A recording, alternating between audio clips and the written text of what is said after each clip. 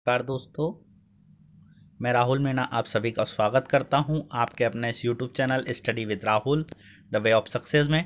दोस्तों, यह लेक्चर आज का हमारा प्राचीन भारत के इतिहास का आखिरी लेक्चर है। दोस्तों, इसमें हम प्राचीन भारत के जो विविध तथ्य हैं उनके बारे में पढ़ेंगे। दोस्तों, तो आइए दोस्तों हम आज का लेक्चर शुरू करते हैं। और हमारा पहला प्रश्न है दोस्तों, किस विदेशी यात्री ने भारत का दौरा सबसे पहले किया था?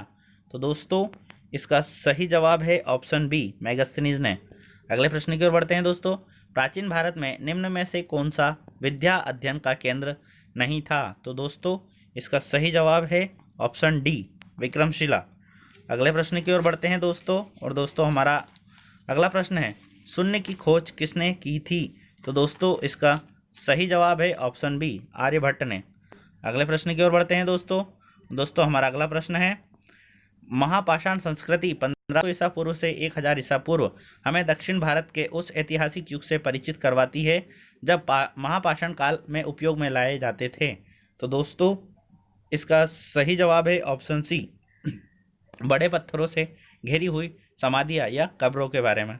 अगले प्रश्न की ओर बढ़ जाते हैं दोस्तों हमारा अगला प्रश्न है, किस पुस्तक का 15 भारतीय और 40 विदेशी भाषाओं में अनुवाद किया जा चुका है? तो दोस्तों, इसका सही जवाब है ऑप्शन सी, पंचतंत्र। अगले प्रश्न की ओर बढ़ते हैं दोस्तों, और हमारा अगला प्रश्न है दोस्तों, न्यूमिस्मैटिक्स क्या है? तो दोस्तों, इसका सही जवाब है दोस्तों ऑप्शन बी, सिक्कों और धातुओं का अध्ययन।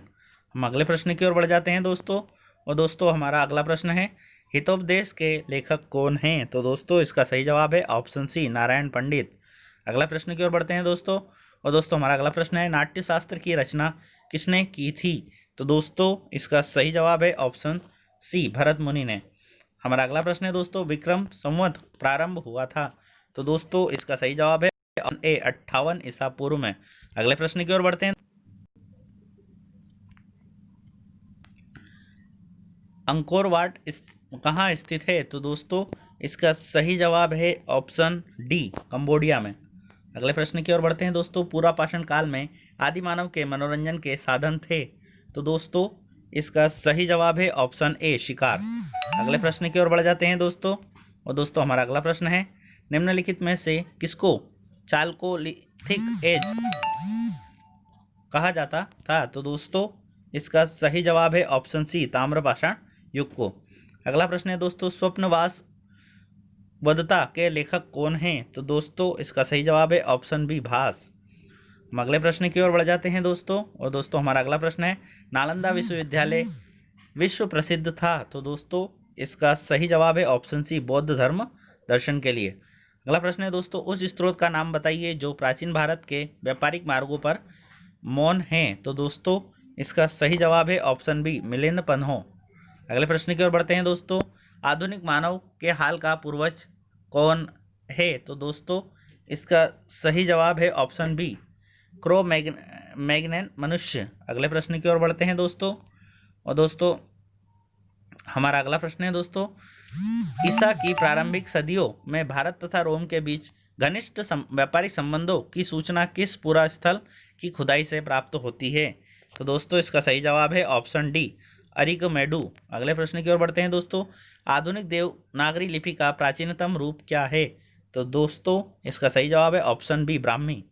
अगले प्रश्न की ओर बढ़ जाते हैं दोस्तों, और हमारा अगला प्रश्न है, मानव द्वारा सर्वप्रथम प्रयुक्त अनाज था? तो दोस्तों, गेहूं और जो इसका सही जवाब होगा। अगले प्रश्न की ओर बढ़ते हैं दोस्तों, और हमारा कौन सी जोड़ी सही सुमेलित नहीं है? तो दोस्तों, इसका सही जवाब है ऑप्शन सी, हरिशैन। दोस्तों अगले प्रश्न की ओर बढ़ते हैं, काव्य शैली का प्राचीनतम नमूना किसके अभिलेख में मिलता है? तो दोस्तों, इसका सही जवाब है ऑप्शन ए, रुद्रदामन के। अगले प्रश्न की ओर बढ़ जाते हैं दोस्तों, और दोस्तों हमारा अगला प्रश्न है, निम्नलिखित में से कौन सा बंदरगाह पोर्डू के नाम से दी पेरिप्लस ऑफ द इरिथ्रियन सी, लाल सागर का भ्रमण में अज्ञातनामा लेखक को ज्ञात था? तो दोस्तों, इसका सही जवाब है ऑप्शन ए, अरिकामेडू। अगले प्रश्न की ओर बढ़ते हैं दोस्तों, ताम्राश्म या ताम्रपाषाण काल में महाराष्ट्र के लोग मृतकों के घरों के फर्श के नीचे किस तरह रखकर दफनाते थे? तो दोस्तों, इसका सही जवाब है ऑप्शन ए, उत्तर से दक्षिण की ओर। अगले प्रश्न की ओर बढ़ते हैं दोस्तों, और दोस्तों हमारा अगला प्रश्न है, भीमबेटका किस लिए प्रसिद्ध है? तो दोस्तों इसका सही जवाब है गुफाओं के शैल चित्र के कारण। अगले प्रश्न की ओर बढ़ते हैं दोस्तों, सुमेलित कीजिए। तो दोस्तों रामेश्वरम जो कि तमिलनाडु राज्य के अंतर्गत आता है दोस्तों, द्वारिका यह गुजरात राज्य के अंतर्गत आता है दोस्तों, तथा दोस्तों सारनाथ सारनाथ यह उत्तर प्रदेश में है दोस्तों, और मध्य प्रदेश महाकाल मंदिर मध्य प्रदेश में, अर्थात ऑप्शन ए इसका सही जवाब होगा। अगले प्रश्न की ओर बढ़ जाते हैं दोस्तों, मालती माधव के लेखक कौन हैं? तो दोस्तों इसका सही जवाब है ऑप्शन बी भवभूति। अगले प्रश्न की ओर बढ़ते हैं, निम्न में से कौन सा नवीनतम समझा जाता है? तो दोस्तों इसका सही जवाब है ऑप्शन बी क्रो मैग्नन मानव। इतिहास का पिता की पदवी सही अर्थों में निम्न में से किसको दी गई है? तो दोस्तों इसका सही जवाब है ऑप्शन ए हेरोडोटस। अगले प्रश्न की ओर बढ़ जाते हैं दोस्तों। हमारा अगला प्रश्न है, प्राचीन नगर तक्षशिला निम्नलिखित में से किसके बीच स्थित है? तो दोस्तों इसका सही जवाब है ऑप्शन बी झेलम और चिनाब के बीच। अगले प्रश्न की ओर बढ़ते हैं दोस्तों, निम्नलिखित अंग्रेजों में से कौन सा सबसे प्रथम भागवत गीता का अंग्रेजी में अनुवाद किया था? तो दोस्तों इसका सही जवाब है विलियम जोन्स। अगले प्रश्न की ओर बढ़ते हैं दोस्तों, और हमारा अगला प्रश्न है दोस्तों, निम्नलिखित प्राचीन भारतीय अभिलेखों में कौन सा एक खाद्यान्न को देश में संकट काल में उपयोग हेतु सुरक्षित रखने के बारे में प्राचीनतम शाही आदेश है? तो दोस्तों इसका सही जवाब है दोस्तों ऑप्शन ए सोहगोरा ताम्रपत्र। अगले प्रश्न की ओर बढ़ जाते हैं दोस्तों। हमारा अगला प्रश्न है दोस्तों, भारत में निम्नलिखित के आने का सही कालक्रम क्या है? तो दोस्तों इसका सही जवाब है ऑप्शन डी। दोस्तों सर्वप्रथम नगरी संस्कृति आई थी दोस्तों, इसके बाद लोहे की खोज, आहत मुद्रा या चांदी के सिक्के, तथा इसके बाद दोस्तों सोने के सिक्कों की खोज की थी, अर्थात दोस्तों ऑप्शन डी इसका सही जवाब होगा। हमारा अगला प्रश्न है दोस्तों, प्राचीन भारत में निम्नलिखित में से कौन सी एक लिपि दाईं से बाईं ओर लिखी जाती थी? तो दोस्तों इसका सही जवाब है ऑप्शन डी खरोष्ठी। अगला प्रश्न है दोस्तों, निम्नलिखित में से कौन सा एक प्राचीन भारत में व्यापारियों का निगम था? तो दोस्तों इसका सही जवाब है ऑप्शन डी मणिग्राम। अगले प्रश्न की ओर बढ़ जाते हैं दोस्तों, और दोस्तों हमारा अगला प्रश्न है, पुलकेशिन प्रथम का बादामी अभिलेख शिलालेख शक संवत 465 का दिनांकित है, यदि इसे विक्रम संवत से दिनांकित करना हो तो वर्ष होगा? तो दोस्तों इसका सही जवाब है ऑप्शन ए 601 ईसा पूर्व। अगले प्रश्न की ओर बढ़ जाते हैं दोस्तों, इसमें हमें जोड़ी सुमेलित करना है। तो दोस्तों आइए हम इसकी जोड़ी सुमेलित कर लेते हैं। दोस्तों गुप्त इनका संबंध दोस्तों देवगढ़ से था दोस्तों। इसके बाद दोस्तों चंदेलों का दोस्तों खजुराहो से संबंध था दोस्तों, तथा दोस्तों चालुक्य इनका बादामी से, और पल्लव इन्हा पनमले से इनका संबंध था दोस्तों, अर्थात ऑप्शन ए इसका सही जवाब होगा। अगले प्रश्न की ओर बढ़ते हैं दोस्तों, इसमें पुनः राज्य और उनकी राजधानियों को सुमेलित करना था।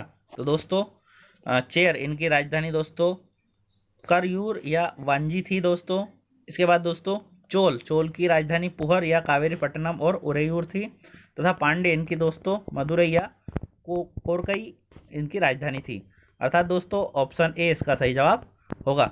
अगले प्रश्न की ओर बढ़ जाते हैं दोस्तों, और दोस्तों हमारा अगला प्रश्न है, मुद्रा राक्षस नामक पुस्तक के लेखक कौन हैं? तो दोस्तों इसका सही जवाब है ऑप्शन ए विशाख दत्त। अगले प्रश्न की ओर बढ़ते हैं दोस्तों, बौद्ध जैन तथा ब्राह्मण धर्मों में कौन सी एक धारणा एक जैसी थी? तो दोस्तों इसका सही जवाब है ऑप्शन ए कर्मवाद का सिद्धांत।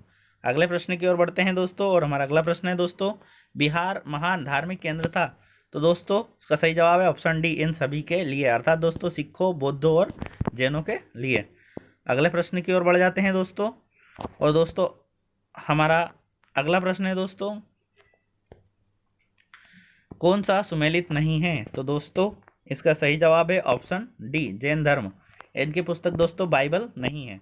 अगले प्रश्न की ओर बढ़ जाते हैं दोस्तों, निम्नलिखित युग्मों में से कौन सा एक सही सुमेलित नहीं है? तो दोस्तों इसका सही जवाब है ऑप्शन ए कर्पूर मंजरी, इसके हर्षवर्धन इसके लेखक नहीं है। अगले प्रश्न की ओर बढ़ते हैं दोस्तों, हमारा अगला प्रश्न है दोस्तों, मानव द्वारा सर्वप्रथम प्रयुक्त धातु था? तो दोस्तों इसका सही जवाब है ऑप्शन सी तांबा। अगला प्रश्न है दोस्तों, प्राचीनतम भारत में हुई वैज्ञानिक गतिविधियों के संदर्भ में कौन सा कथन सही है? तो दोस्तों ऑप्शन सी इसका सही जवाब होगा। 5वीं सदी ईस्वी से कोण में ज्या का सिद्धांत ज्ञात था। अगला प्रश्न है दोस्तों, के 3 ऑप्शन सही होंगे दोस्तों। इसका सही जवाब होगा दोस्तों 1, 3 और 4, अर्थात ऑप्शन सी इसका सही जवाब होगा। अगले प्रश्न की ओर बढ़ते हैं। अगला प्रश्न है दोस्तों, प्राचीन भारत में योद्धे कौन थे? तो दोस्तों इसका सही जवाब है ऑप्शन सी, एक गणतांत्रिक जनजाति थी। हमारा आज का आखिरी प्रश्न है दोस्तों, बोरोबुदुर किसका स्थल है? तो दोस्तों इसका सही जवाब है ऑप्शन बी, जावा में 8वीं सदी ईसा पूर्व में निर्मित एक बृहद स्तूप था। तो दोस्तों यह थे हमारे प्राचीन भारत के इतिहास से संबंधित ऑब्जेक्टिव टाइप क्वेश्चन। दोस्तों इस हमारे साथ बने रहने के लिए धन्यवाद। जय हिंद, जय Bharat. Thank you so much.